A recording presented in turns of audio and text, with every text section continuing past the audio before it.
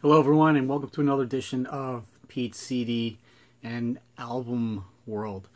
I was going to make my first topic video about my top 10 favorite bands, but just read the list of inductees to the 2020 Rock and Roll Hall of Fame, so I wanted to just talk about that a little bit. Looking at the inductees, Whitney Houston, Notorious B.I.G., Doobie Brothers, T-Rex, Depeche Mode, and 9 Inch Nails. This has to be, in my opinion, one of the worst classes, and actually one of the most pathetic years ever for the Rock Hall. It's not at all, besides the Doobie Brothers, I wouldn't say there's a well-known rock band on this list at all. So let's go through them one by one. Whitney Houston. Yes, she was one of the most successful singers of the 80s and early 90s, but there's nothing either in her image or her music that is rock and roll at all. At least when you inducted Madonna, you could say, well, she influenced a generation of female rockers that came after her. And if you looked at pictures of her from the 80s, you could see the rock influence. And she had a rock and roll attitude.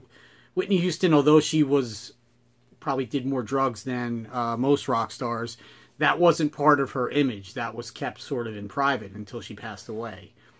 So that and Notorious B.I.G. is basically the token rap inductee this year. I do agree that there should be some rap artists in there. Run DMC, Public Enemy, NWA, they should be in because they sort of crossed over a little bit into the rock world and they had that rock and roll attitude.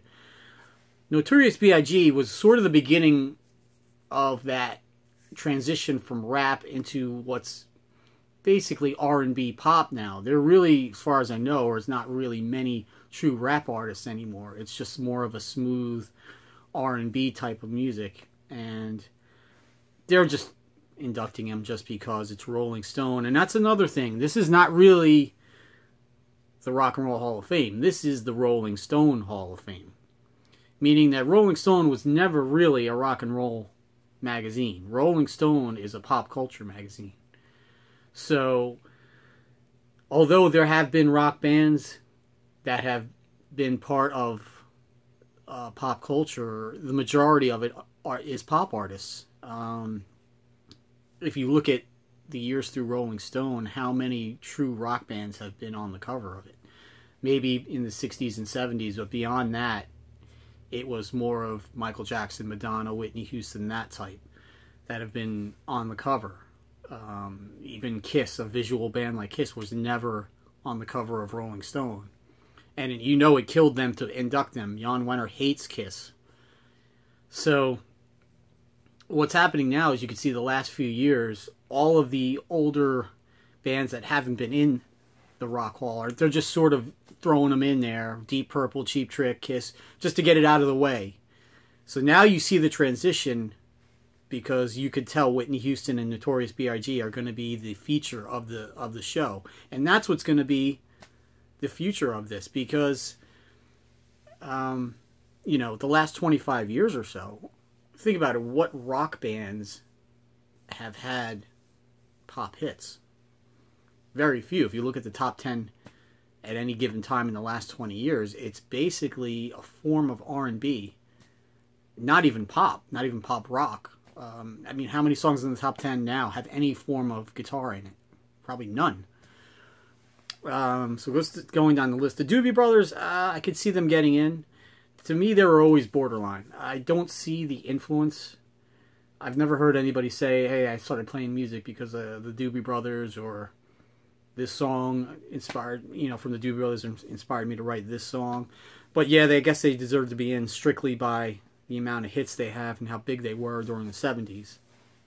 T-Rex, another band that more so for influence. They did have a few hits, even more so in England. But T-Rex even influenced David Bowie. But I was just curious if they're going to actually induct just Mark Boland or some form of the T-Rex band. I don't even know any of the other members, to be honest with you. Depeche Mode, same thing. don't really see the influence except on other forms of music. But they did have a lot of hits in the 80s, and they were even a stadium band. I'm not sure how they tour now at all or not. Nine Inch Nails, I definitely think it's too early for them to get in, or if they even deserve to get in at all. They were definitely a big band during the 90s, early 2000s, but they're not really a band. Nine Inch Nails is basically Trent Reznor with a bunch of studio musicians. Now, I'm not sure how long those musicians have stayed in each incarnation, but it's kind of odd that they would induct Nine Inch Nails and not just Trent Reznor. Not sure if that's come out yet, who's getting inducted with them. Now, moving on to the people who were left off the ballot, or not left off the ballot, weren't inducted that were on the ballot. Pat Benatar, Judas Priest, Motorhead, and Dave Matthews Band, who won the popular fan vote. And this is the first year that group or artist did not make it into the final induction. I don't think that Dave Matthews Band should be inducted. They're a huge band. They have a huge following. But again, similar to some of these other bands, I've never heard anybody say, hey, I picked up the guitar because I heard Dave Matthews Band and inspired me to play. They're just not one of those bands. How Pat Benatar is still not inducted is beyond me.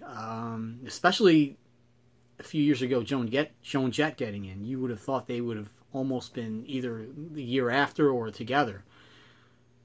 Part of me says that it's because she probably wants Neil Giraldo inducted with her, because everything now is Pat Benatar featuring Neil Giraldo or whatever. I think that's holding her out of it, because they're not going to induct him probably. Although it was odd that they inducted the original Blackhearts with Joan Jett. So I think that's what probably is the holdout with Pat Benatar.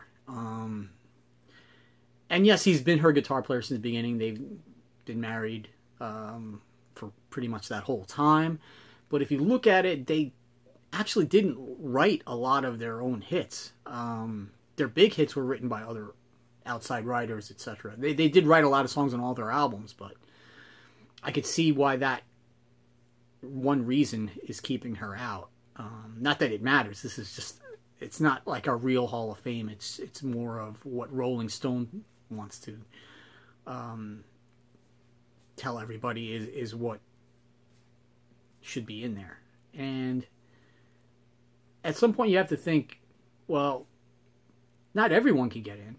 You know, it wouldn't be a Hall of Fame if every artist or every band got in. I know a lot of people are surprised by some of the inductees, but then again, I'm surprised by people like Depeche Mode, Nine Inch Nails. You can't have every artist inducted, then what's the point of having a Hall of Fame? You know, it's like inducting into the NFL Hall of Fame every member of a Super Bowl team or what have you. It's the cream of the crop. And music has always been an opinion, although there are some criteria to get in. In the future, probably a lot of the artists that we expect to get in will get in some form, either by a Legend award. I think Ronnie James Dio, for example. Rainbow is probably not going to get in. His own band's probably not going to get in. He was not inducted with Black Sabbath, which was surprising. So, in that sense, I think they'll induct Ronnie James Dio as sort of one of those Legend awards. So I think a lot of that will happen in the future with rock bands. But overall, this year is just a complete joke. And that's all I have to say. Please subscribe if you want to hear more, and I'll look for your comments below. Thank you.